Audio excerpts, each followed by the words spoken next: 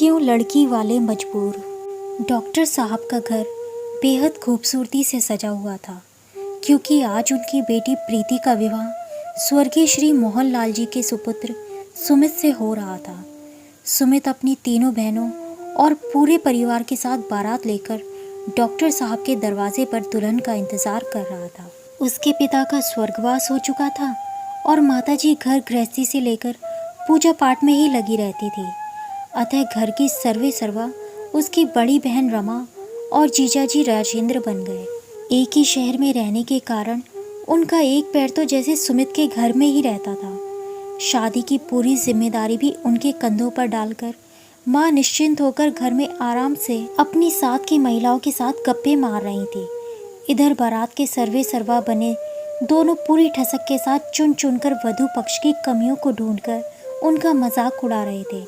उनकी शय पाकर दूसरे रिश्तेदारों को भी बात बात पर लड़की के घर वालों और उनके द्वारा की गई शादी की व्यवस्था में घोर कमियां नजर आ रही थी। चाय और नाश्ता, खाना पीना, सजावट, हर चीज़ घटिया स्तर की लग रही थी। डॉक्टर साहब और उनके रिश्तेदार मजबूरी में उनकी बातों को सुनकर भी चुप थे। हमारे समाज में अजीब विडंबना है कि सृष्टि की संरचना करने वाली और पूरे परिवार की धुरी नारी का सम्मान उसके अपने भावी परिवार और करीबी रिश्तेदारों द्वारा ही रौंदा जाता है। और इससे भी ज़्यादा हास्यपद बात यह है कि रौंदने और रुंदने वाले दोनों पर ही उसके सम्मान बचाने का दारोमदार होता है। खैर, तो अब हम आगे बढ़ते हैं और मंडप में फेरे देखने चलते हैं। वर वधू दोनों फेरे ले रहे थे। वर और वधू पक्ष के सदस्य बैठकर शादी का आनंद उठा रहे थे। बीच बीच में शादी की व्यवस्था पर टीका टिप्पणी भी चल रही थी। वाह, क्या सजावट है! और क्यों न हो, आखिर कोई आम परिवार की लड़की तो है नहीं। एक पड़ोसी ने कहा, किस्मत खुल गई लड़के की। इतनी अच्छी लड़की और संपन्न तथा सम्मानित परिवार कहाँ मिलता है। वधू पक्ष के किसी व्यक्ति ने कहा, क्या बात कर रहे हैं आप? अरे, किस्मत आपकी बेटी की खुल गई। हमारे भाई जैसा लड़का कौड़ियों के दाम मिल गया। वहीं पास खड़ी दूल्हे की बड़ी बहन इतराकर बोली, कौड़ियों के भाव? अरे, आप क्या जाने कितना खर्चा हो रहा है।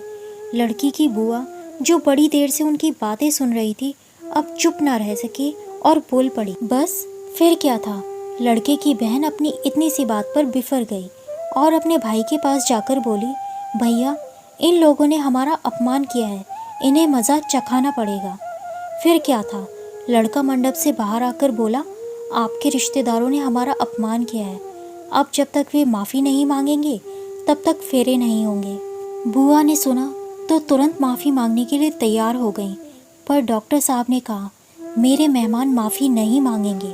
हाँ, मैं माफ़ी मांग सकता हूँ, पर मांगूंगा नहीं, क्योंकि मेरी कोई गलती नहीं है।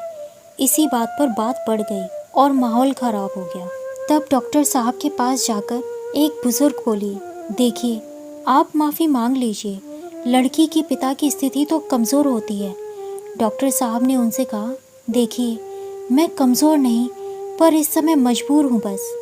पापा, आपको कोई मजबूर नहीं कर सकता, प्रीति ने कहा।